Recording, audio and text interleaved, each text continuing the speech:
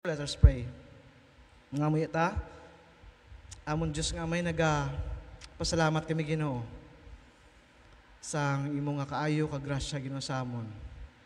We are not even deserving to pray, to ask for your grace, O God, but because of the salvation that you've given us, may ara kami Ginoo pribileyo nga kami makatawag Ginoo sa imo liwat bilang amon nga amay, bilang amon nga mangluluwas. Salamat Ginoo sa sining aga that we can have this opportunity to listen, to ponder upon your word.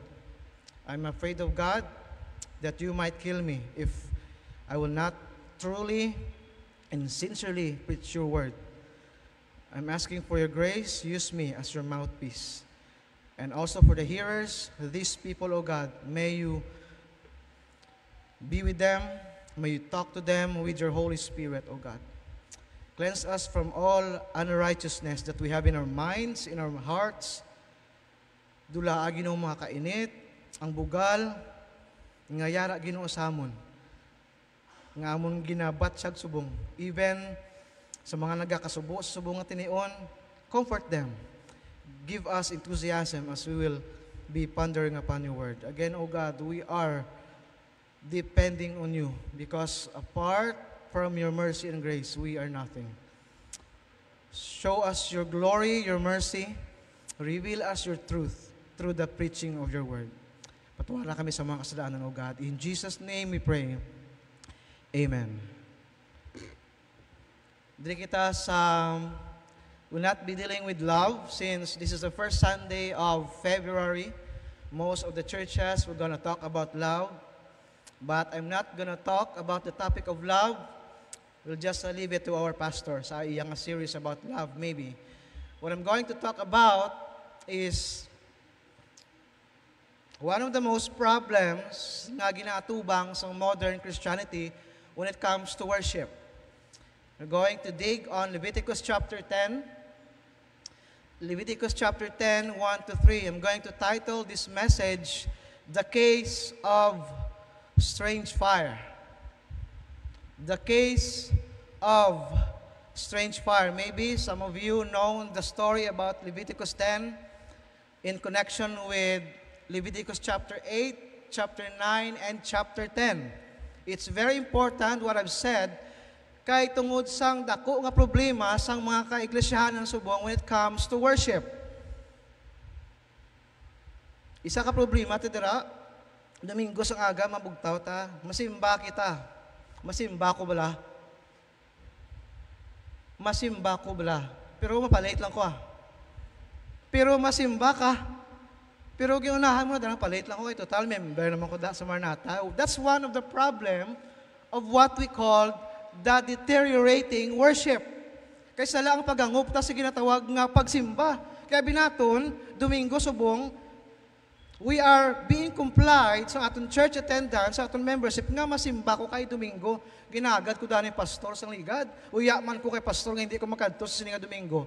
So, the problem is, our intention, our motivation, why we do worship.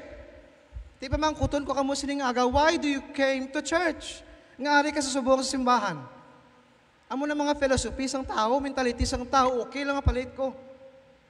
Okay lang nga digto ko sa higad. Kay masimba ka, diyan digto ka pa higad. Amo na bla ang mentality sang tao, wala naton ginalantaw ang mas dalom. Ang mas dalom nga meaning sang worship. Kay para sa aton, worship is just a religious act. Wala lang tayo kinalain sa iban nga mga sekta kag denominasyon kung amo ng aton mentality when it comes to worship. Pa-check attendance ka lang during Sundays? No, that shouldn't be because this is what the case in Leviticus chapter 10. The story is about the people who didn't understand, who didn't value the essence of worship. Kagamunang problema ta sa subong in modern Christianity. The problem of worship. That's why I'm going to title this message, The Case of Strange Fire. We're going to know the meaning of that title later once we dig into the scripture. In our introduction, book of Leviticus, the third book of Moses, primarily deals with sacrifices, offerings. After nga nakagawa ang Israelites sa Exodus, sa Egypt, ang Diyos nag-establish sa ila, sa covenant, sa law, on how to live a holy kind of life.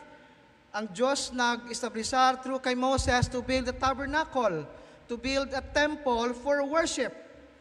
Kagang Leviticus chapter 10, if we're going to connect it from chapter 8, chapter 9, and here in chapter 10 talks about religious sacrifices. And primarily talks about the priest, mga pari. Kung nabasahan mo, if you're familiar with the story of Leviticus chapter 10, then this involves, if you have an idea of what worship manual is, di mo ni makita sa Leviticus chapter 10.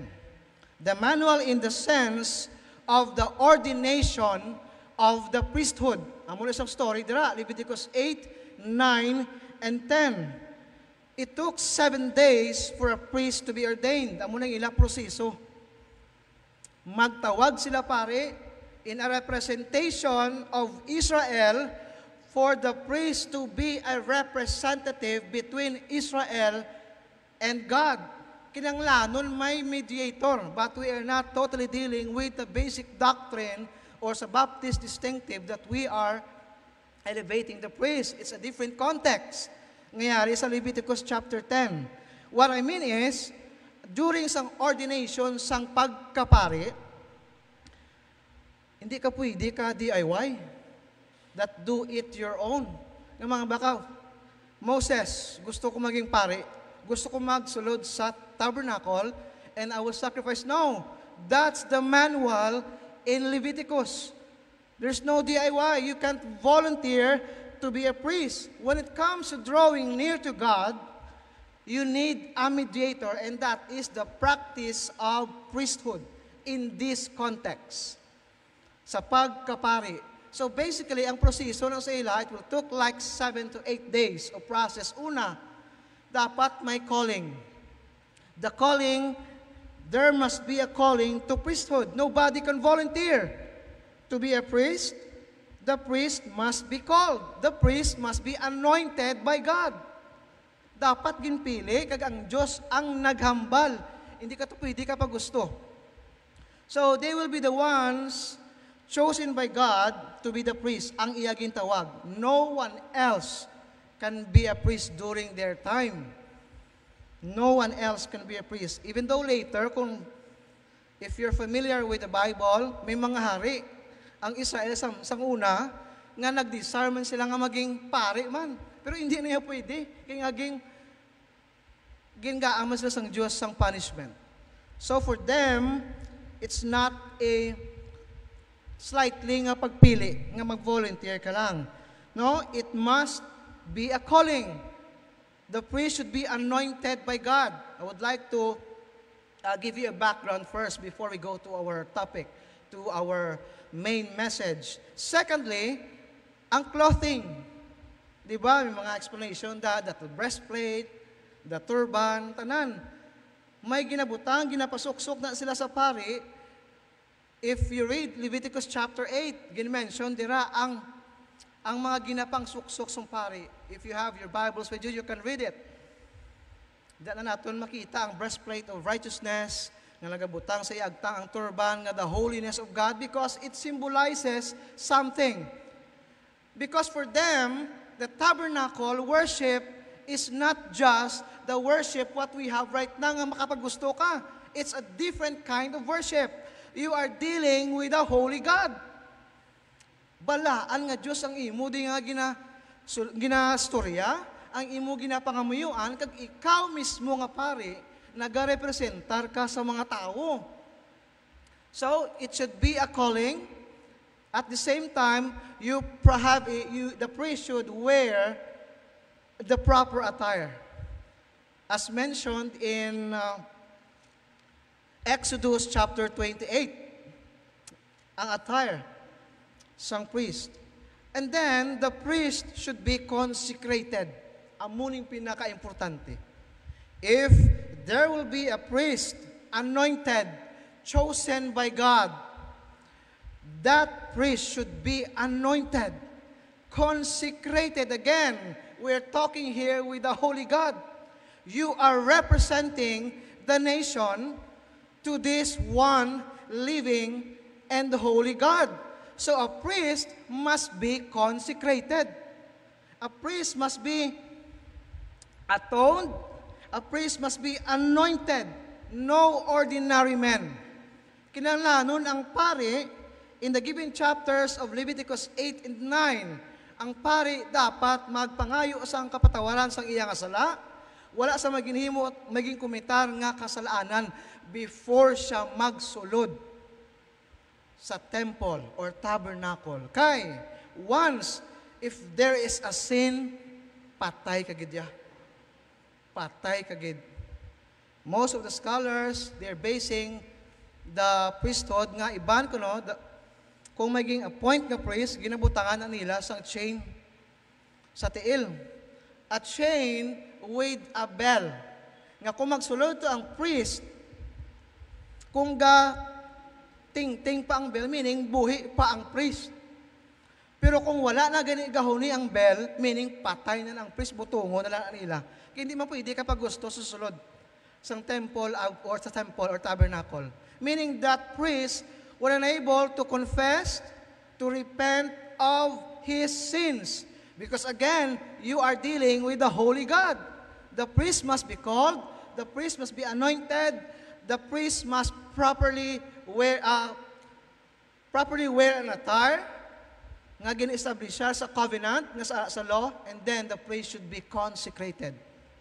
So di mapos nga job description during the time if you will be anointed as a priest. And then the priest, what he will do is he's gonna offer the burnt offerings. There are several types of offerings.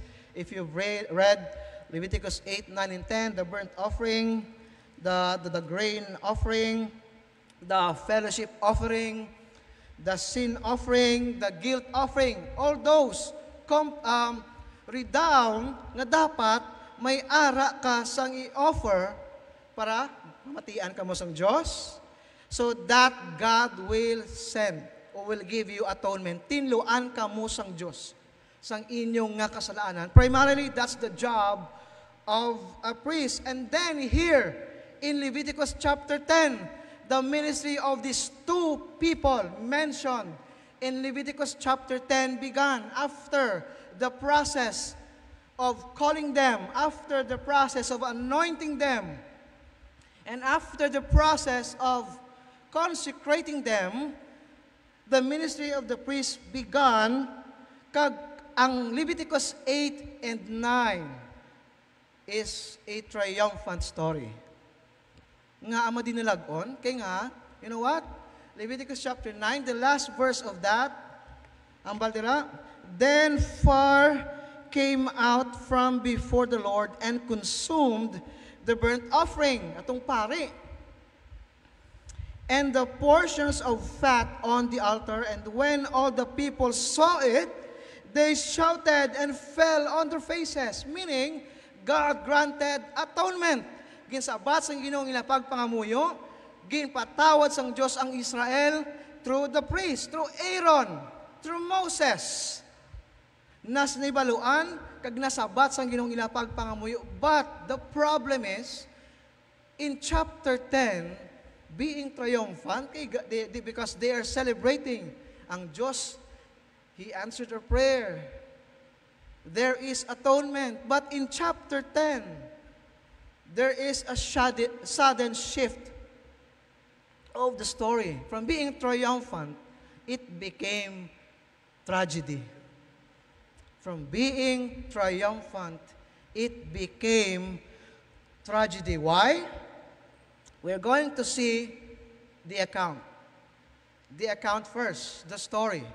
Leviticus chapter 10, 1 to 3. Look at verse 1 in your Bibles with you. And Nadab and Abihu Let's just pause on that. And Nadab and Abihu. Nadab and Abihu were the sons of Aaron. Hinablos ni Moses. This apat ang bata ni Aaron, and these two were named on this story. Nadab and Abihu. In the genealogical listing of Moses, na-mention na siya sa pila ka mga story going back in Exodus chapter 6. Nga naging kaupod man siya sa Mount Sinai, with Aaron together with the elders of Israel, like 70 elders of Israel. They were with them, this Nadab and Abihu. And in Exodus chapter 28, they were called. Gintawag sila bilang mga pari to offer, to do a duty to perform sacrifice or offering. Gintawag sila in Exodus chapter 28. Along with their father, kag sakay Aaron, ang ila amay. So Nadab, the name Nadab means, on the next slide, Nadab means volunteer or willing. That's the meaning of the name Nadab. Volunteer or willing. And Abihu means, he is my father. It is what my father is, to something like that. That's the meaning of their name. So they were the sons of Aaron. And during Leviticus chapter 10, they were introduced alone, apart from their father. So, Leviticus chapter 9, they celebrated, nag-inom, maybe, nag-celebrate as in, there's a feast because God granted atonement. And in chapter 10, it shifted to a tragedy because, unfortunately, Aaron was not in their presence during the time. Hindi nila naging kaupod si Aaron during this time, Leviticus chapter 10. They were being unattended by their father Aaron. Meaning, this Nadab and Abihu, they assumed nga, yes, we can be a true man of Israel by our own accord. Kumpiyansa sila because they already experienced sang ginimo sang ilang amay, and even the answering of the Lord to their prayers. They've witnessed that. And as if they can already stand before the Lord in whatever manner of choosing nga makapagusto lang sila subong. So this Nadab and Abihu, maybe because they are just rookie, they are just newbie, as a newly appointed priest, wala pa gid mga eksperyensya, sulod sila Magaglain lang, because being young, curious, kay wala man tagi mention. Neither it mention that they have children. So certainly they are young. So out of curiosity, abi nila, they can stand on their own, that they can make any rituals by their own, without their father Aaron. So, amuni, this is what nga nagahambal sa ginatawag nga tragedy, from being triumphant. Gulpi, may trahedya nga natabo. First, we're going to look the sins of Nadab and Abihu. Anong ilang kasalanan? Why did God kill them? Why did God kill them? First, look at verse 1. And Nadab and Abihu took them his censer. That's the first sin that they've committed. Each took his censer. Amo na sang censer. Kita ka mo ng mga pare subong. Nangga asobla. Ang incense amo na sa sulod. That's the censer. Ang equipment nga ginagamit. So that implies that this censer were not fashioned for use during the time for the sanctuary. Hindi dapat gamiton. But Nadab and Abihu used the censer. That's the first sin that they have committed. The censer which had not been part of the consecration process. They took a censer, and secondly, the second sin, took either of them his censer and put fire therein. Ang isa ka problema, they came together to offer incense. Pila lang pwede makasulod? Isa. They came together to offer incense. Kaga mas lain pa, ang sugpon, and put incense thereon, and offer strange fire before the Lord. Sa ibang na translation, they offered unauthorized fire. Grabe. Nagilabot, nagimo sang bagay, that censer nga hindi dapat pagamiton. Sala, una nga sala, ikaduwa nga sala, duwa pagi sila ang nagsulod. Ikatatlo, they offered a strange fire. Ano na strange fire, pastor? Walang taon na natin ko nun. That strange fire. Meaning unauthorized fire. Ang hindi dapat nga kalayo nga gamiton. According to Leviticus chapter 16, verse 2, that's the reason why that the high priest was to take care the fire nga ara sa brazen altar. Kaya supposed to be, ang gin-establish siya sa Ginoo sa ila, ang kalayo nga kwao niya to lit the incense is coming from the brazen altar. Kaya nga, amo na to ang gingsabat sang Diyos. Amo na to ang kalayo, aging padala sang Diyos. The sanctified fire sent by God. Supposed to be, ang ilagamiton, amo to nga kalayo sa pagsindi sang insenso. Pero aging record sa Leviticus chapter 10, naghimu-imo silang sindot sila sang lain nga fire. A fire which is unauthorized. Ang kalayo nga wala man ginmando. Ang proseso kag pamaagi nga wala man ginmando sang Dios ginhimo sa sining nga duwa. They offered a strange fire. And fourth sin, they offered profane fire in the face of the Lord. That's the fourth sin. Hindi na gani authorize ang ila pagsulod nga duwa, ang ila pagtandog sa censer, lain pagid nga kalayo ang gamit sa pagsindi. And the fourth is, ginhalad pagid nila in the face of the Lord. Before the Lord.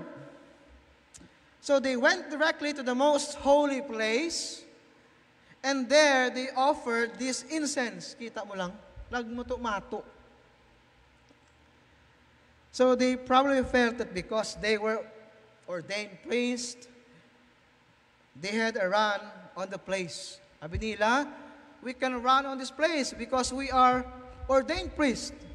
What they don't know, and what we should know, is the idea of what they worship, and what we are worshiping now is a holy God.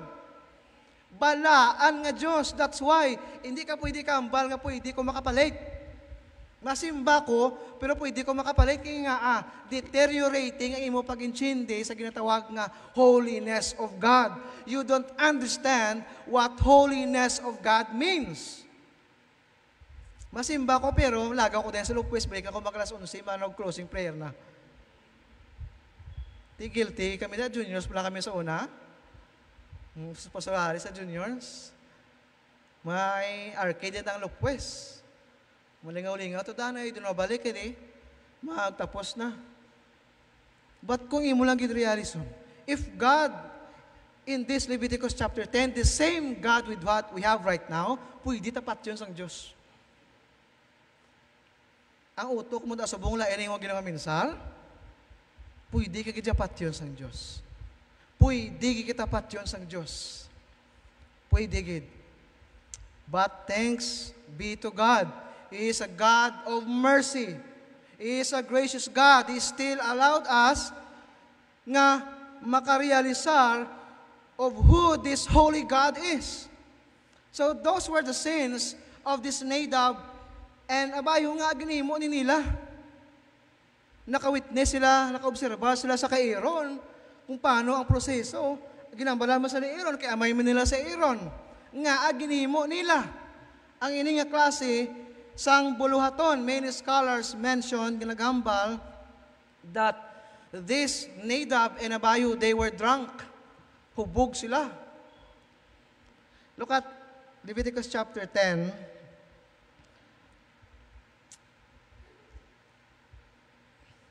Verse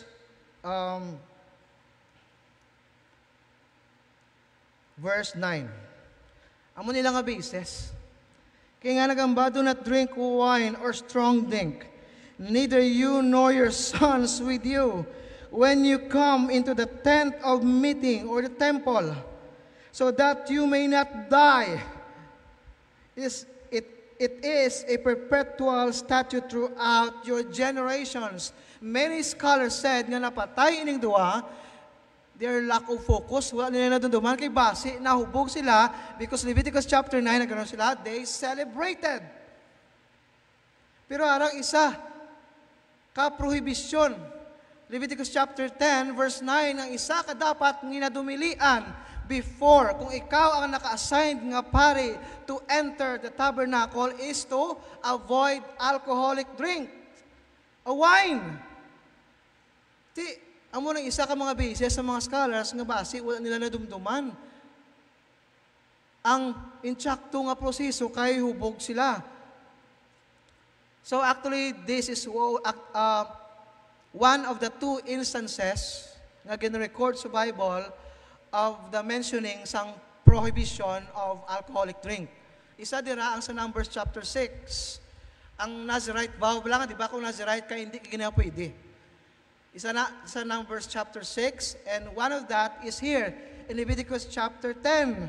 So those were the factors why they were not able to observe the proper process of worship and offering. So, they did something which was without some sort of command coming from God, or God didn't authorize their actions. At the same time, they did it against His expressed command. So, isa ka bagay nga ato di makita, nga pasalamatan ginato ng Ginoo. Even with our wrong intention sometimes, in entering the church, buhi ka pa mo. Buhi pa kita. Imagine may inaway ka mo sa asawa mo sa balay. Imagine, ara ng tao nga kaugtasan mo, ang tao nga nang ginasuyaan mo sa sulod sa simbahan. How can you afford to still have a good motive? To have a good intention? Nga magsimba ka. Why did you came to church? Nga nagsimba ka.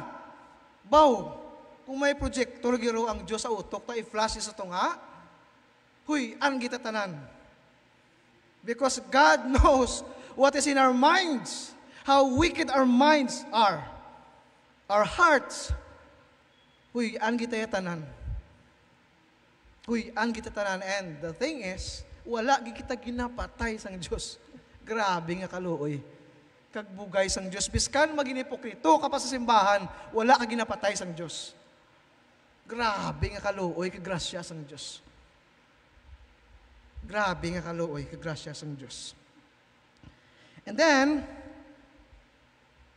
in verse 1, chapter 10, verse 1, the last phrase, which He had not commanded them. That's why, amo nang ila kasalanan, kaya ang ila ginhimo, wala ging sugo sang Diyos. And look at the consequence of their sins. Look at the consequence of their sins. And there went out fire from the Lord and devoured them, and they died before the Lord. Being triumphant, chapter 8, chapter 9, here in chapter 10, that was the tragedy. Ging patay sila sang Diyos. Ang kalayo, nagsindot sila, kay sala nga pamaagi, baw, ging padabok sang Diyos, ang ina nga kalayo ang nagpatay sa ila nga duwa, Nadab and Abihu. Kaklaro, verse 2, fire went out from the Lord and devoured them. The fire consumed them. Ginlamon sang kalayo. Grabe. God killed them by fire. That fire from the Lord that devoured this Nadab and Abihu. It's clear even in 1 Peter chapter 4 kung paano ginsight ang perfect example nga even connected sa kay prophet Ezekiel. No? Nga judgment in the house of God. That God can judge in His house. Nga again, God is holy. Hindi pwede nga laktan mo na sa kasalanan. Hindi pwede nga may ginimo kadaya nga hindi santo. Suno sa imo lang nga gusto himuon. Kay again, this is a holy God. Let's ponder upon this. Imagine being a parent bilang isa ka ginikanan in this present time. We don't really educate our kids, our children sa ginatawag nga genuine worship. We don't really instill or educate our kids of what true worship is, what the holiness of God means. Amo nang sala na, ito mo ka isa. Wala na ito, ginatudloan ng kabataan from their young age, nga pungko ka di sa tupad ko because manataga simba kita. Amo na bla? Nga wala kita gabulig or we don't even understand it maybe because kita nga mga parent, we don't understand ourselves what the holiness of God means. That's why hindi kita ka-edukar sa aton mga kabataan or even sa aton mga pamilya or even sa aton mga relatives kag iban. We can't explain or educate to them what true worship is. Okay, because we ourselves, we don't understand the holiness of God. That's why damo nga mga ginikanan, they are conforming to the sins of their children. Nga hindi dapat. Nga hindi dapat. Look at the story. Ponder upon the story. Kung ano ang natabo sa ila. Imagine, kung ikaw, Christian, parent, Kristohanon, kung wala kagid nag-edukar sa imo bata, nga paano siya, kag nga masimba siya. Ina nga bata, makabalo na, maka-adapt na sa iban nga mga idea. If we're not able to educate our kids of what true worship is, pila kadlaw, you or they can be our burdens. Yawan ka na dala sa simbahan, sala na ng pag-insindi sa simbahan. Simba ka to, kay wala tato subong sa piyak. Simba ka to, kay may kinanglanon ta kay amo sini. Iban ng mga tao, ginaubra na meeting place ang simbahan. Ay mari, miga, may bago ko nga bag, may bago ko nga bayo. Mari, doon duman mo to si amo ni. Inamba na yung pastor ari pala, hitachi. Ang mga hitachi, himantayon, tabian, chismosa. Ginahimo nila ang simbahan bilang teleponan sang sinuna man nga tao ang tumbahon ta sa storya. Bow. Ginahimo ang simbahan nga magpa-indis-indis. Bag-ubla riban akong buhok amiga. Amo nang problema sa modern Christianity nga mentality sang worship. Kaya hindi kita, we don't devote ourselves nga magibalo sa ginatawag nga pagkabalaan sang Diyos. Kaya binaton, kaya mula nga setting, do ka okay lang ang magpinagusto kita. Okay lang magpa-late ka. I mean, how deeply do we understand the holiness of God? We are claiming that we have the presence of God. But the question is, how do you deeply need His presence? Ano kadalom nga kinanglanon, hibalon, kagdumdumo naton nga ang ginasimba naton, Diyos nga balaan. There are lessons that we can get from this story. There are lessons that we can get from the case of strange fire, that God will crush us ang aton mga sala nga mga ginapangubra. First, worship must be biblical. Di ano ginatutuod nga worship, pastor? Iya ka baptist, iya ka Pentecostal, iya ka charismatic, sinugid sa ila, dira ang tutuod nga nagasimba. First lesson, worship must be biblical. You know what happened to the story? Arao, Nadab and Abihu, the sons of Aaron, took either of them his censer, and put fire therein, and put incense thereon, and offer strange fire before the Lord, which he commanded them. Those of you who are reading the Bible, in the book of Exodus, in the book of Leviticus, for how many times you're gonna see this phrase, the Lord commanded this. The Lord commanded this to Moses. For how many times ang Diyos naghambal sa kay Moses, sa kay Aaron. God told them to make the tabernacle with certain dimension. Ano himuon sa tsura sa tabernacle? Anong term yung gamit da? God commanded just as the Lord commanded Moses.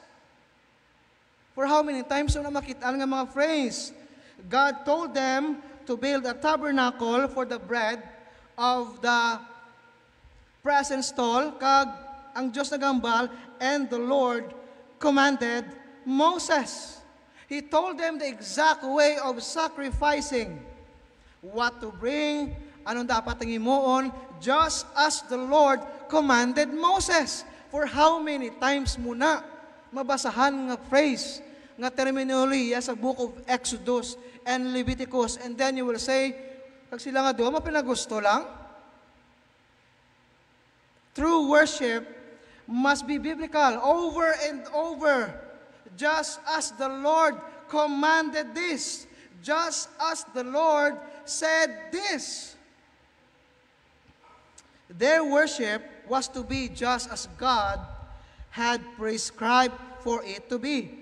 Nga dapat wala sang variations. Hindi sila pwede kapag gusto. They weren't free to just do whatever things they want, kung ano ila gin-imagine. Because God had a certain plan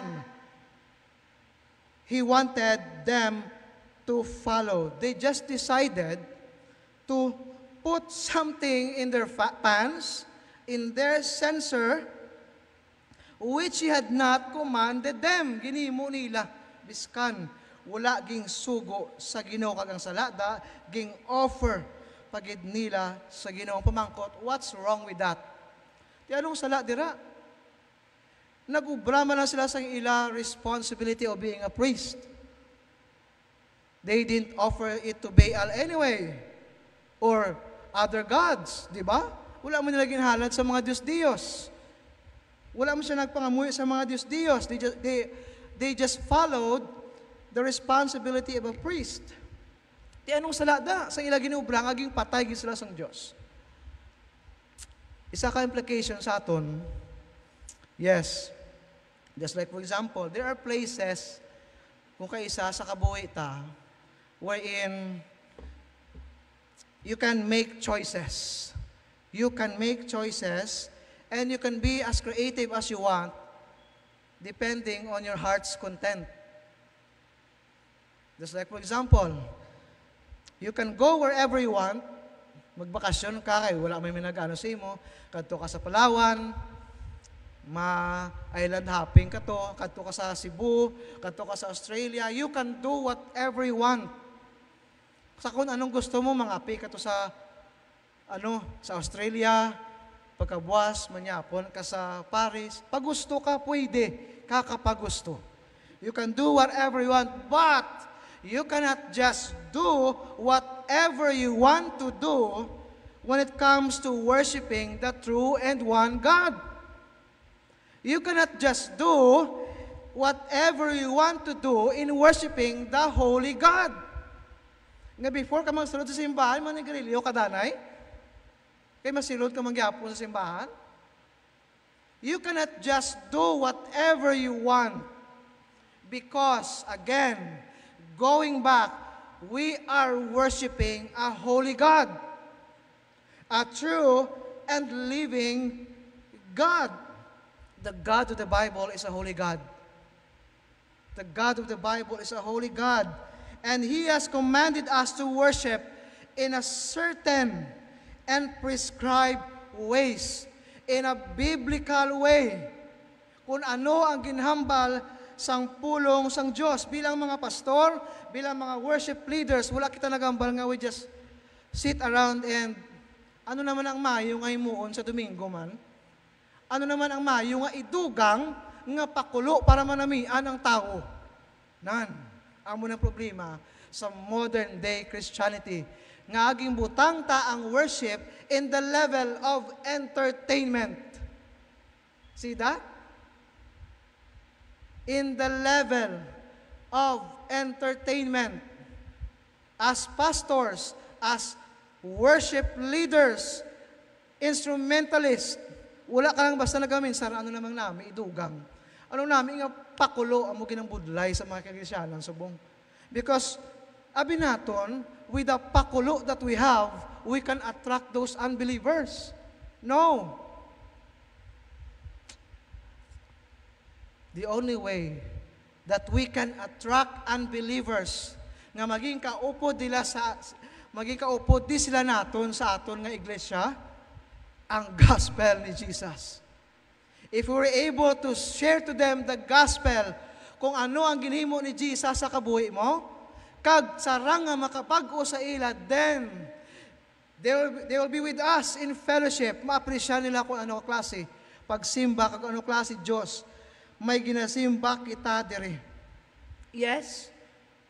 Sure, we can actually identify and add some or fill in some needs nga kinahanglan gid when it comes to the songs, the order of worship, but we know generally what we are going to do because God has already commanded in His Word what He wants us to include in our worship.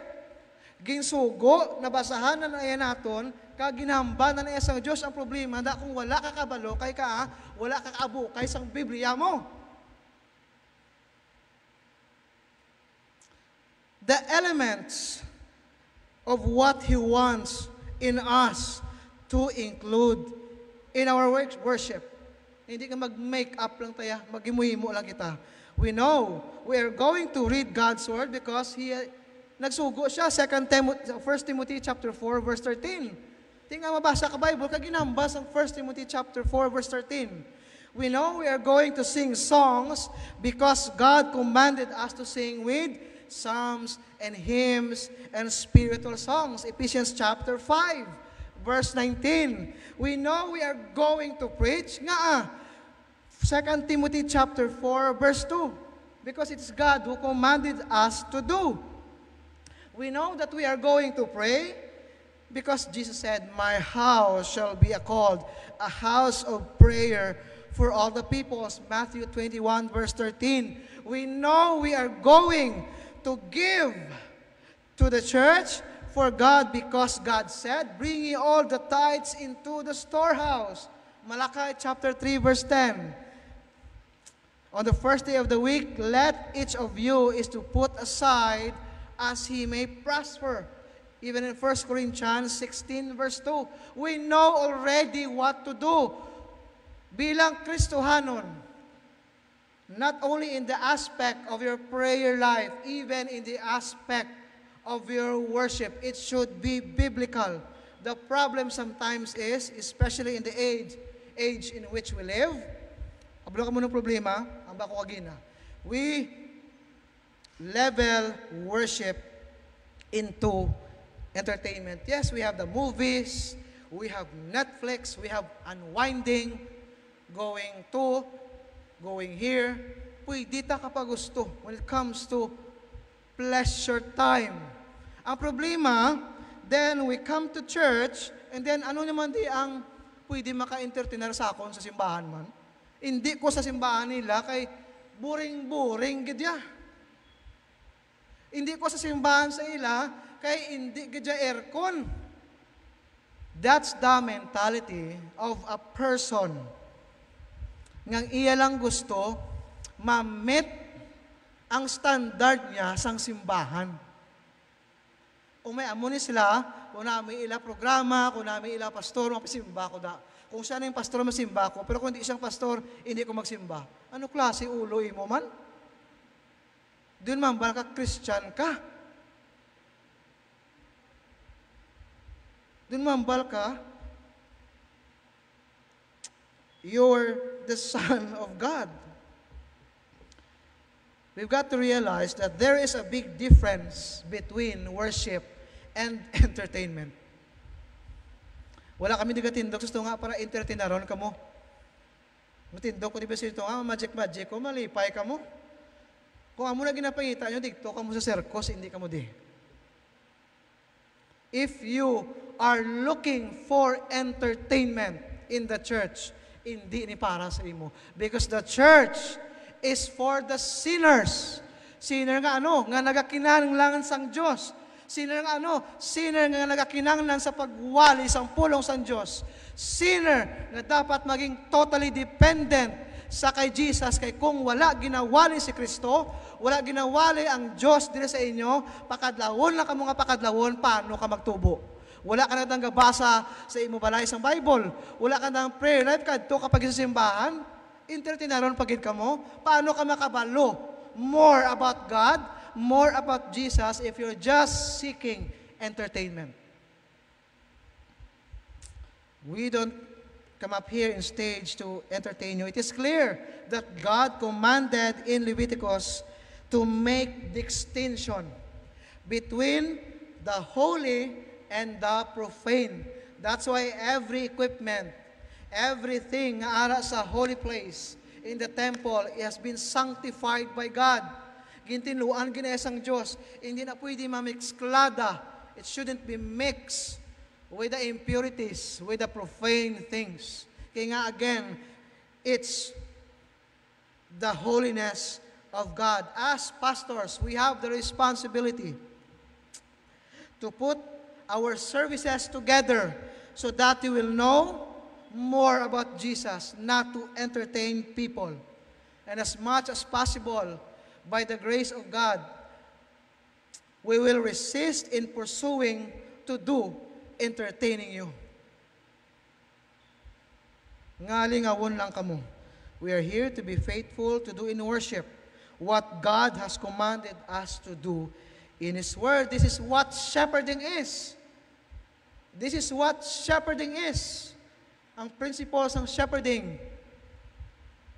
Ang mga pastor, wala lang ibutangay para ma-fill in na ng pulpito.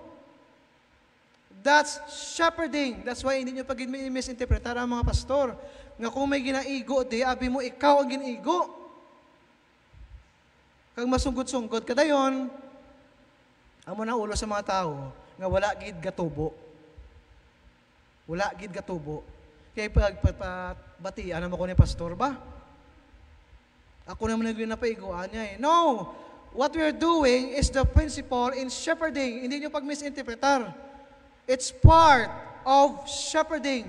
Hindi pwede nga kung ikaw shepherd, kita mo tang imo nga sheep, nga ginakoto, nga nabali, pabayaan mo lang. What the shepherd is doing, our great shepherd is doing, he mend the fractures of the broken feet of a sheep. Paano makita ang shepherd ng iya mga ginapahalab, ginakuto na, kung wala yung mga ginalantaw? Kung wala yung ginakorek, kung wala ginaliso, kay kung hindi na paglisuon, ang tiko nga pamatasan, ang tiko nga pangunahuna, madagdag lang na ang ship. Kung pilas na, madiritso lang na ang ship. Hindi na yan maglumpat. Without the rod and the staff of the shepherd, magkalawala ang ship. That's part of the shepherding.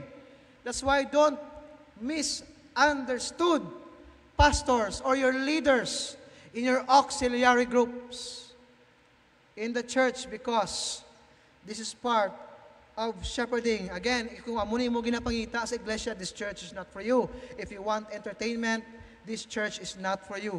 Look for a self-centered church. Nga ang gusto lang to i-feed ang imo, kaugalingon ang imo nga gusto. We need to beware in less trying to offer entertainment, because we're gonna end up offering strange fire. Pwede maging kadto sa walay kapuslanan nga ari ka pasubong. Kay pwede nga sala ang imo motivasyon. Why did you come? Why did you go to church? We might end up in offering strange fire on God's altar that He never asked for. No strange fire. So worship must be biblical. Second lesson, worship must be reverent. Worship must be reverent. Look at verse 3, Leviticus chapter 10, verse 3, I will be sanctified in them that come nigh me, and before all the people, I will be glorified. Muna ang basang Diyos. I will be glorified. Kabalo ka mo, ining verse 3 is a verse that will warn us.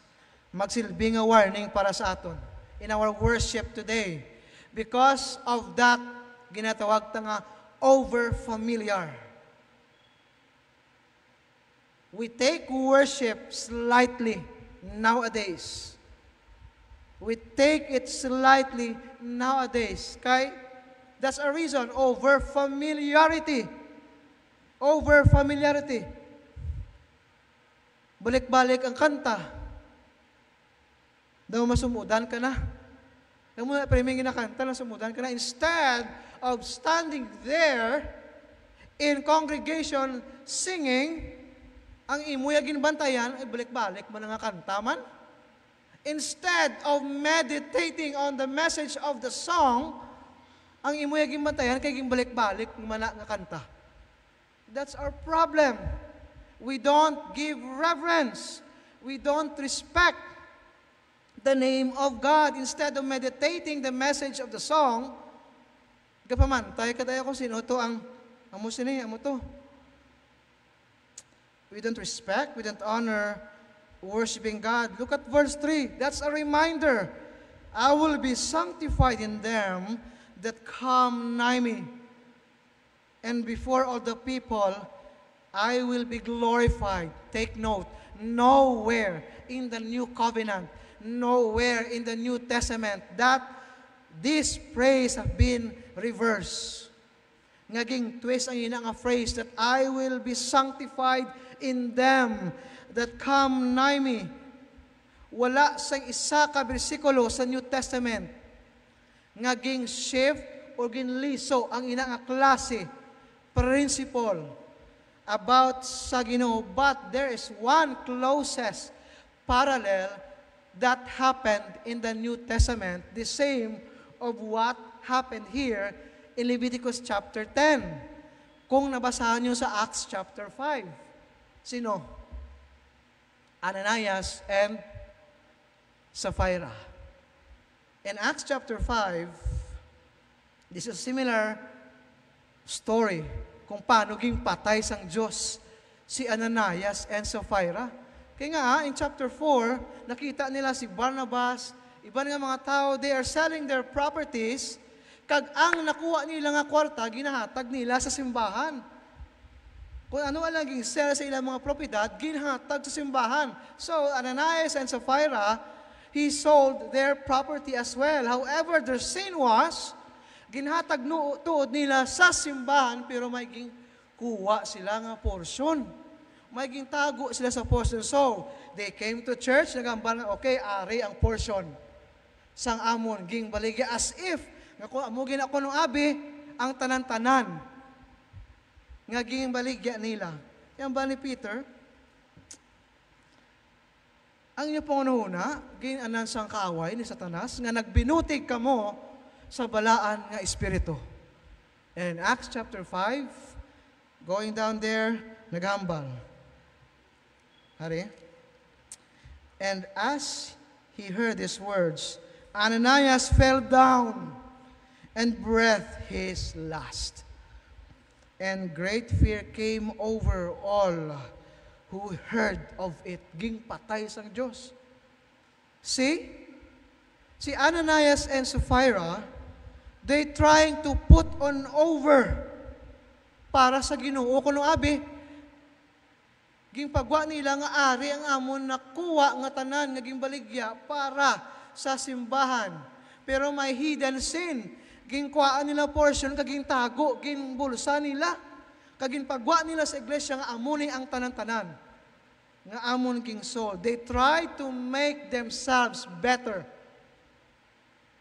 They try to make themselves look better, nga maging okay, than they really were. As if okay sila. Kung anong ginatulo nila, they didn't come to church in respect for God's holiness. We need to be very careful of how we came here before God. Pwede nga maging hipokrito kita, yes, human as we are, wicked as we are, pwede nga maging hipokrito kita, but one thing to ponder upon, we need to be very careful because ang gingkadto mo dire sa simbahan, hindi ang pastor. Hindi ka anong gusto mo matabo, ang gusto mo mahimo sa simbahan. The Holy God. The presence in the Holy God. Are we really coming with a perfect or a right attitude in the church when it comes to worshiping God? Kung kaisa na kulbaan na lang, may mentality kis nga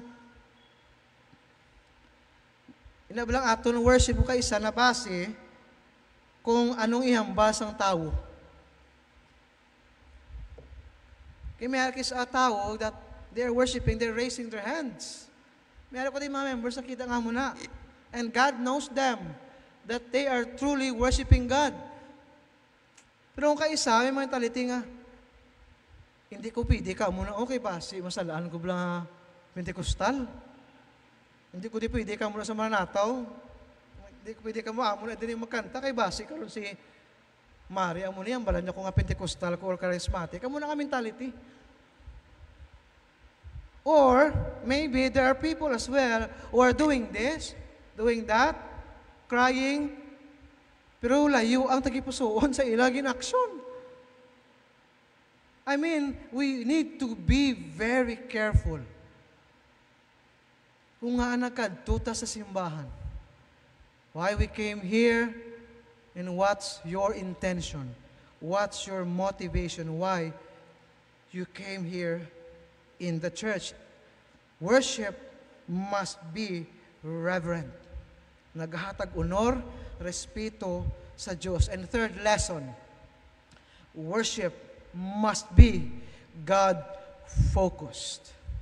Worship must be God-focused. How can you be focused? Nagpamati kagid, kagang bata mo nagapangayo, na disimo kayo, bakal na to sa kayo, nauwaw na sa. Babuday-budlay sa isa kaginikanan. How can you be focused? Kung may nagatawag sa imo, 7 missed calls, ang home credit nagatawag. Ang mga shark loans, nagapanawag.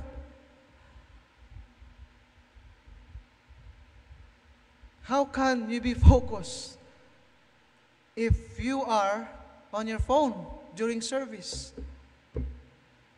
How can you be focused? But instead of dapat Biblia, ang imo sa ang ala sa imo kamot, You're using your phone. And then, ang pinaka-perfect na justification natin, may Bible man niya. Duas if brado bindihan, tapabalang Diyos. Hindi mo maabindihan ang Diyos. Hindi mo madaya ang Diyos. Hindi mo ginayamadaya. That's why kung kahinipokrito, kada subong, hinulsuli. Hindi naton madaya ang Diyos. Kaya gani, pwede tapat yun subong. Because He is a holy God. Kung may sala nga intensyon, may sala nga motibasyon ka nga nagkadto ka sa simbahan, pwede ka gitpat yun sa Diyos. Pwede nga kita, we can be self-righteous. Ano mga Parisiyo? They look better. Abi mo mga kuno-kuno nga pinakamatarong sa komunidad. Mga grabe kamatarong outwardly but deep inside. As explained by Paul in Romans chapter 3, is ang ila unod, kaangayla sang natural man, which is like an open sepulchre. Dolulubngan kung bukon mo pero ti kabaho. So worship must be God-focused. Look at the last phrase in verse 3. And Aaron held his peace. Imagine, sa imo nga mata, you have witnessed how your sons were consumed by fire, napatay sa imo nga tubang, nakitaan, nabalitaan mo nga napatay because of the fire. Your two children struck down by God right there in front of you. What will you feel? Makaamo ka ni Ayhan? But look at this comfort. And Aaron held his peace. Look at the comforting words Moses spoke, told Aaron. Ano ba niya? Then Moses, verse 3, Moses said to Aaron, "It is what the Lord spoke, saying, by those who come near me, I will be treated as holy." Moses was telling Aaron that you, Aaron, you need to keep in your mind that your worship must be focused. Moses is telling Aaron that he needs to keep in mind the seriousness of what he is doing currently in worship. Ang pagkaseryoso. Kag hindi dapat magtsabaw kada because it will dishonor God. Kaya nga, kung ikaw sa lugar, sa sapato, sa sandal ni Aaron, bilang amay, what will you feel? Pat yun ang imo bata, sa imo tubangan, what will you feel? Pwede nga mag-react, kagidayon niya nga, grabe nga kaybe. Pwede nga maguraab ka. You will mourn, terrible mourn. But look at this statement. Everyone that come nears me will be sanctified, for I am holy. Grabe nga balatsagon. We need to hear this. Kinananon maintindihan ni naton because sometimes we are too often focused with what other people think about worship. That's why hindi ka naka-worship sang matarong. Kaya ginabase mo na lang kung anong ihambal sa iban sa imo. Kung ano na ihambal nila. So our focus is to be on God, not anyone else. When we worship, our most important focus in worship is not to be on our guest, and not to be on the VIPs in the church. Wala gin-design sang Diyos ang simbahan ng mga VIPs. Nga may mga katastaasan din ng mga tao. Look at the book of James. The favoritism in the church. Nagsipak, may mga misunderstanding ang mga manggaranon, kag mga pigado. No. That won't dictate your worship. That won't dictate your focus on worship. Our most important focus is not to be on whoever has the most money in the church. Problema sa mga simbahan. Kung sino itong pinakamanggaranon, they deserve recognition, They deserve the pedestal. They deserve the crown. That's the problem of our church nowadays. Kung sinong pinakamanggaranon, sinong pinakahamot sa simbahan, amo itong pinakadamo-damo, friends. But if you're a lowly member of the church, most of the members can't even approach you. Ang munang problema sa aton, ng mga Kristohanon. We pinpoint those people lang nga hamot sa aton, kag nami sa aton panulukan. And that affects our worship. Our most important focus is not to be on the power or in the structure of our church. Hindi kay tungod namin atong simbahan, we have the most or pinakanami feeling of worship. Do you think, kung mo na rin basihan ta, komportable ka sa Maranatha, nga hindi wala ka nagabalhas? Eh kung gusto mo lang yung comfortable, kag namin nga klase sa worship, digto ka sa kwan mga aircon ng mga mega churches. That's why our most important focus is not to be on the power or the structure of the church. Kaya ay ka nagkanto dire, para magpa-picture lang sa simbahan nga nami. Magpa-picture sa mga friends mo da nga nami ang bestida.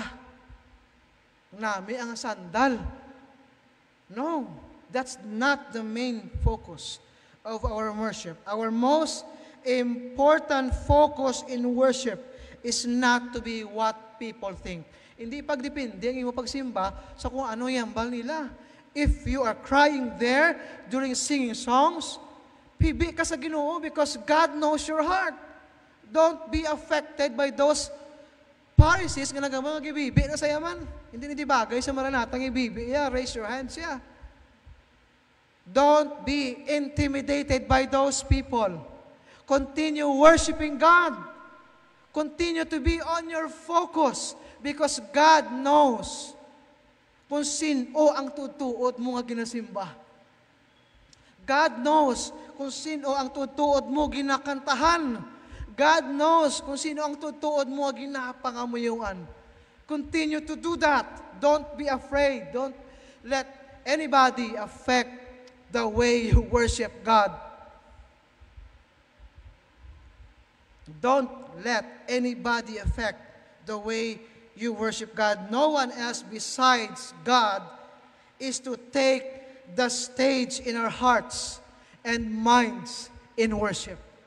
Wala na sang iban nga dapat mga capture sa aton pangununa nga nagkadto ka sa simbahan para simbahon ang Diyos. Wala na dapat sang iban pa nga nakakapture sa imo pangununa to worship your Savior, the Lord Jesus Christ. Wala kita din nag-promote sa mga celebrity pastor. We are not promoting skillful leaders nga ginabutang ta sa babaw kagamot ang aton nga. No, you came here in the church with the intention of worshiping the one, the only, the holy, true God. At the same time, with a mindset that if I have a bad intention, if I am hypocrite, God can crush me. This is the danger in some of our churches nowadays.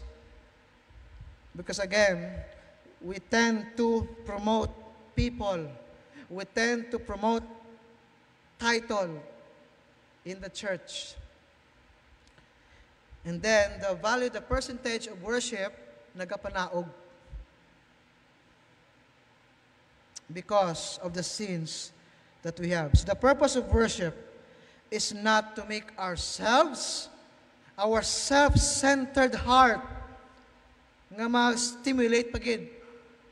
Eh kung pagustuhan mo kita, ang gusto ko ng gidnaton, kung ano ang gusto, nga makalingaw sa aton. Take note, kung lingawon lang kita diri sang tanan nga klase sang kalingawan, will you be able to see how sinful you are, how wicked you are in the sight of the Lord? Kung hindi pagwalihan ang iglesia sang kasalanan, paano ka magresponder nga dapat may koreksyonan sa imo nga pabatasan, sa imo nga buluhaton, if we will not be able to preach to your sin? Kung puro lang itik-itik, puro lang patawa,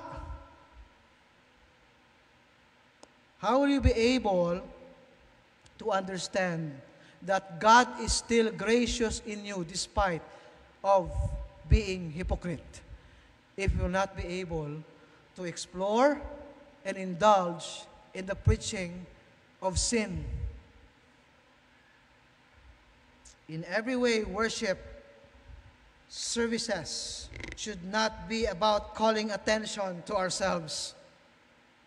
It should not be calling attention to ourselves. They should always call our attention to God. Always do remember that, Maranatha brethren. Your main focus, your worship, should always and must be always in God. Sa kay Kristo, sa kay Jesus, not in the person beside you, not in the things nga ara sa imo kamot, but on God. For us, because anything else is a strange fire. Anything else that you wanna add, nga maguba, kag makahalit sa pagsimba sa Ginoo is a strange fire. Is a strange fire that God will not accept it on His altar of worship. Meaning, nagkadto ka lang sa simbahan, nag-usik-usik ka lang sa imo tsimpo, nagkadto ka di kung hindi amo ng iyong motibasyon. Better stay in your home if you don't have an intention to worship God. Even in your homes, kumpiyansa kita hindi na ako magsimba, kaya may araman online. And then, during the online, hindi makafocus. Yung mga nabamandi, mabalik naman sa online. Watching online, then, makaon sa sala. Balik naman sa online. How can you focus on that? And then you say, masimba ko through online. Grabe, kalaot sa aton ng mga tao. As if namba ko, abi naton, madaya tang Diyos? No. Hindi naton mapalibot ang Diyos sa aton mga kamot. Let's to remember that. Any sin, small or big, wrong intention, or being hypocrite, God can kill us. God can crush us. And the only way that God is not doing that, kaya nga mo nang inambal ta, grace period. Ang maluluyon kag mabinugayon paggidyagyapo ng Diyos. Despite of being self-righteous, despite of being self-centered and hypocrite, God is still giving me air to breathe. Still giving me strength every day. Kaya nga, the reason of that, it's because you are in Jesus Christ. The reason that our worship is worthy in the sight of the Father, it is because of Jesus. It's not because of you. Nga grabe ka sincere, that you are very sincere in singing songs, that you're fully focused on the preaching of God's word. Is not because of your deeds. Ngaging baton sang Diyos ang imo pagsimba, it's because of Jesus Christ. The reason nga naging malipay ang Diyos sa aton, nga wala kita ginapatay, it's because of Jesus. Tinga unay ang grasya kakaluoy sang Diyos sa imo, kay tungod sa kay Kristo. Hindi kay tutum-tutum ka every Sunday. Hindi kay tungod tutum-tutum ka mga muyo. Hindi kay tutum-tutum ka magsimba. It's not because of your merit that God is gracious to you even up until now. It's not of your deeds. It's not of your works. That's why our worship, ging sabat, ging pamatian sang Diyos, because of Jesus Christ. The perfect sacrifice for our sins. Kaya wala na sang iban pa. No any other alternative, substitute, so that God the Father will accept us. He accepted us. It's because of what the righteousness of Christ did on the cross. That's why if you were not able to understand the gospel of Jesus in your life, you can't relate of what true worship is. Take heed in the gospel call. Acknowledge that you are a sinner that needs a Savior, that needs Jesus, that needs repentance of all your wickedness, of all your hypocrites, being hypocrite. Acknowledge Him as your Lord and Savior and to rule in your life. Put your faith in the Lord Jesus Christ. We don't know after this, pwede ka mabungguan. You're gonna die. The assurance can only be found in the Lord Jesus Christ. Our conclusion, let us offer holy fire to the Lord. Amen? Let us offer holy fire to the Lord in accord with His word and in a manner which He will find acceptable.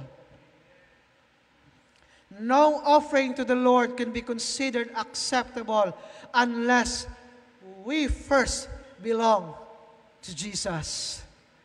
The way to do this is through calling on Jesus. Only through Him, only through the act of Jesus that can we be reconciled to God the Father. And only in that we can make right offerings to Him. May the good Lord give us the right motives and mindset. Why do we come here in the church, and why do we worship? Let us pray. Oh God, thank you for your grace and mercy. Salamat, Ginoo, because of what the Lord Jesus did. We can worship you in spirit and in truth. Thank you for allowing us to still sing songs, to still meditate on your word, O God. Thank you for you have allowed us to ponder upon the story in Leviticus chapter 10. May you give us a true desire, a genuine desire to worship you, O God. And this can only be done by the working of your Holy Spirit in us. Be merciful and be gracious in us, O God. Maluoy ka, Ginoo. We are weak, proud people. Kaluoy kami, Ginoo. Help us. May your word give us the joy in every day of our lives. Kag kung sa diin kami makadto, Ginoo, bit-bit namon ang kalipay. Kalipay nga kami ginuara sa imo. Kag ang amo natun-an sa imo nga pulong. Updi kami sa mga buluhaton nga nabi namon sa sining adlaw, kabay pa ikaw sa gihapon ng mahimaya. In Jesus' name we pray. Amen.